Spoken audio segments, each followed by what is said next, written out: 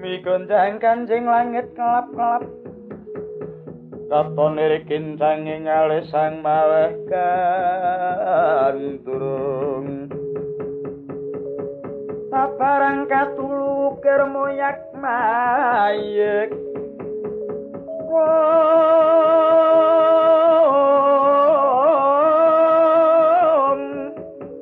saking tias baluwur lumaresakan durung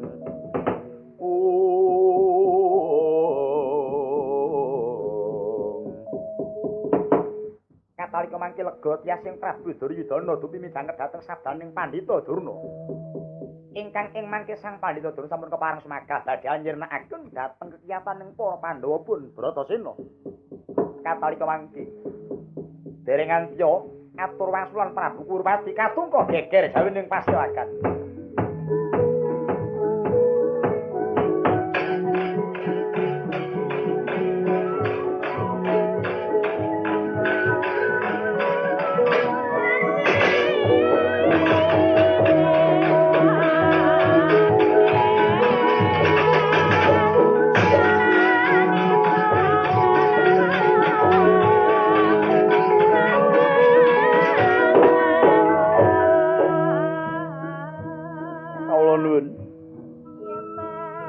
Koko Prabu kula ingkang marak ngrasa padunung Kanjeng Koko Prabu. Kaya Yai Kartomarma kang mungkas tinggal tanpa tinimbalan. Kawula nuwun inggih. Marang wigatine siadi kawi kagiyatipun Kakang. Parang mundhu atur Koko Prabu.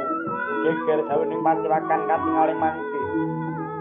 Yai Bratasena ingkang badhe marak ngarsa padunung Kanjeng Koko Prabu.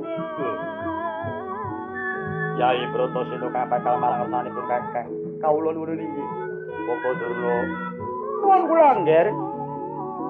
Nika katingal. Yai Bratasena badhe marang wonten ngarsa kula Bapak. Oh inggih angger. Mbok menawi Jawata angideni dhateng keparengipun anak Prabu. Ingkang mundhut dhateng pun Bapak Sokalima. Sampun kuwatos nggih.